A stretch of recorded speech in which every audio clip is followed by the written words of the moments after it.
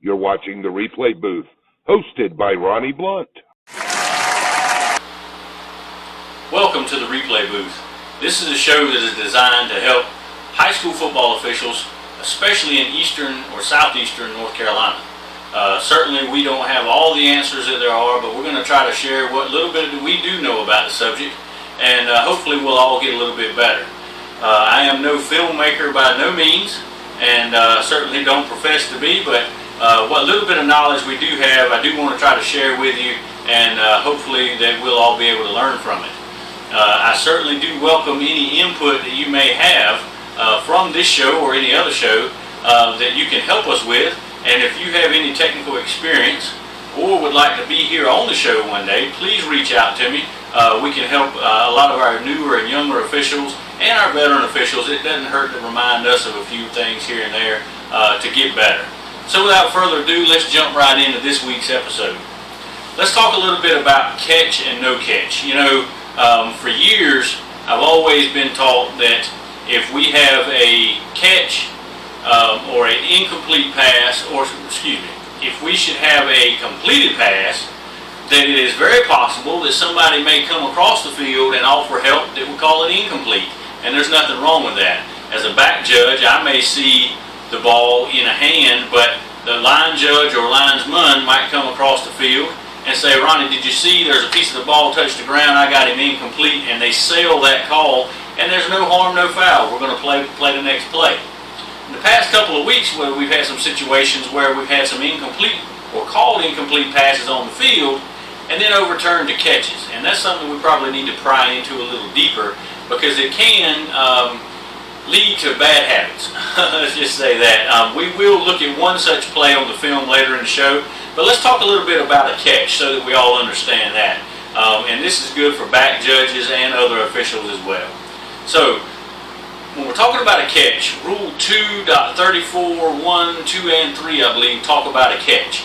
And when we're talking about a catch in high school football and possession, that is simply that one must possess the ball, be in contact with the ground, control the ball would be the part of the possession that we need to be key on, control of the ball, in contact with the ground, or be in the air wrapped up by a defender being carried backwards.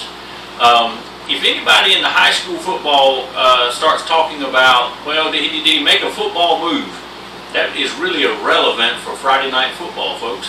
When we're talking about a football move, we're talking about a whole nother level of football that we won't get into on the show. But for high school, all that is required is that he possess the ball, which we now know is him controlling the ball in some manner and being in contact with the ground, or the defender, which is carrying him backwards. If you want to dig again into that rule, I think it's 2.34, 1, 2, and 3, I believe, that you can find that rule. Now, let's talk a little bit about some mechanical things that we here in the Southeastern Association will be doing that maybe is not done in other states or in other parts of this state. We have a few officials that are new to us moving in that are veteran officials, as well as we have a lot of new officials that are signing up. Some of you have not made it on the field yet. That time will come. This is a year that we are not experiencing a lot of the middle school games that you would be getting on the field. I promise you that list is being looked at, and they're finding a spot for you to get on the field. What I would reiterate to you is to be watching plenty of huddle film. That way Neil knows that you are engaged in what you're doing. And when that opportunity comes, make sure that you are available. If you're blocked out, there's not a whole lot that we can do for you on that. So let's talk about some of those mechanical things.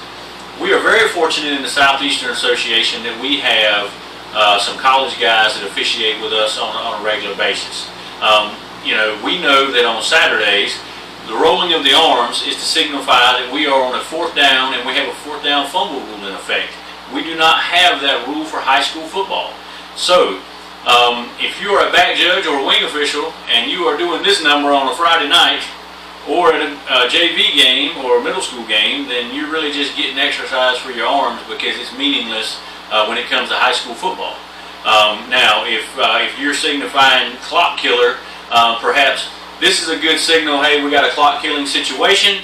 You know, communicate to the crew. Now, this signal is helpful, however, for the umpire and the referee. We need to know when we have a scrimmage kick formation. We can find that in Rule 2.14 where it talks about a scrimmage kick formation. Now, we know that when the referee and umpire start doing this and we have a punt situation, then that is that the referee is telling the umpire the kicker is now 10 yards deep or further. He cannot be any closer than 10 yards or he's not afforded protection. This is key so that the umpire knows that the center either has protection or does not. There's no way with the umpire on the defensive side of the ball on fourth down for him to know any other way that the kicker is indeed 10 yards deep. This is the signal that we should be using to communicate that. Now, if we have a situation where the holder would have a knee on the ground, he needs to be 7 yards, no closer than 7 yards, I should say. If he's any closer than that, then he would not be in a legal scrimmage kick formation. Now let's talk about a few other signals and things mechanically that we may do that are not done elsewhere. Wing officials. If you're a new wing official to us or new to to high school football in our area, we want to make sure that as we're trailing the play down the sideline and that we may have a situation where the back judge, we have a apparent score, the back judge is going to be looking to make sure that we're giving this signal as we go down the sideline that he is in all the way down. Once that eye contact's made, then the back judge can go up with his signal. Referees, if you're new to our area and we have a touchdown, they have a touchdown signal given, they blow the whistle. When you give your signal to the press box, no need for a whistle in that particular situation. You just go ahead and give your signal and the untimed down signal. And that will let the clock operator know that we are going to an untimed down situation. After we have scrimmage play, we have another play that might start on the snap with the clock. There's no need to wind the clock at that point. Once the snap occurs, that is the winding of the clock. So once we have a ball that is snapped, there's no need for us to wind the clock. I tell this not just for the new guys that are moving to our area that may be accustomed to that, but we may have some guys that are going to get opportunities to work as part-time referees or some part-time referees that may get some full-time experience once we get into the fall. So very important mechanically to make sure we communicate on the field, and those are all good ways to communicate.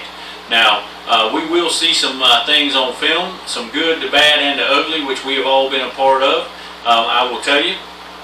And we will be looking at the position, not the person. I do a pretty good job at not even looking at who is on the film or going to the arbiter to check to see who was on what game, or asking rather. There are some that you're going to obviously know if you know the person that the film is better than others, and they do a good job. And so without further ado, let's go to the videotape.